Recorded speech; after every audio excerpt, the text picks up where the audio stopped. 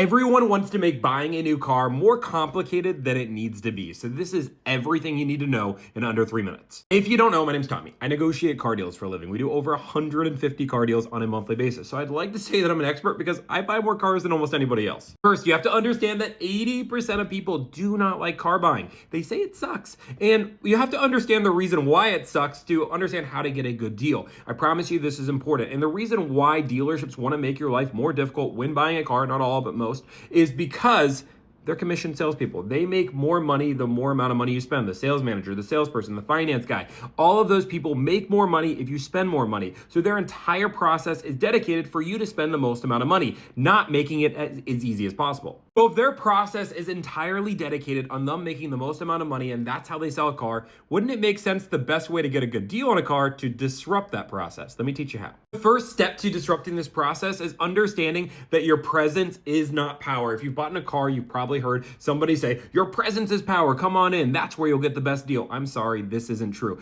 The reason why dealerships want you to come in store so badly is that they have more control of the sale. They have a higher percentage for you to buy a car, which is why they want you there. So the first step we're gonna do is go drive your car, make sure you like it, but once you know that's the car you want, you don't go to numbers over there, you go home, and then you negotiate at home. Not only with the dealership you drove a car with, but take 5, 10, 12 different dealerships, pin them all against each other. You don't need to know fancy word tracks or know the exact word to say, or floor plan assistance, or any of that garbage invoice. All you need to know is what the dealership will sell it for and see if anybody's willing to beat that. You want to do this time and time again. If you're buying a new car, 7 to 10% off of MSRP with no add-ons or no rebates, or plus rebates is what you should expect as a good deal. I want to be clear, when you're buying a new car, there are plenty of dealerships that will not want to give you numbers over the phone. The reason being, you're disrupting their process. You are not going through the process that's going to make them the most amount of money. Instead, what they know is going to happen is you're going to take these numbers and you're going to do exactly what we're talking about. You're going to shop them to make sure you are getting the best possible deal. And the dealership doesn't want to do that. They don't want to make it easier for you to buy a car.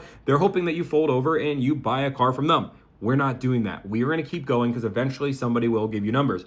And I'm telling you, it's a beautiful thing. Once you get numbers from one dealership and you start showing to them, all those dealerships that wouldn't give you numbers, all of a sudden are bending over backwards to beat those numbers. 2 quick things. First off, understand the only fees you're paying is tax, title, license, and a doc fee. If you're paying anything else, you are overpaying. Don't pay for the theft. Don't pay for the paint. Don't pay for the nitrogen in the tires. It's not useful. And also, be nice to the salespeople. I'm telling you, it'll make a world of a difference. If you're trying to get the best possible deal, just be courteous with their time and be nice, and it'll go a long way. That is how you buy a new car in under 3 minutes.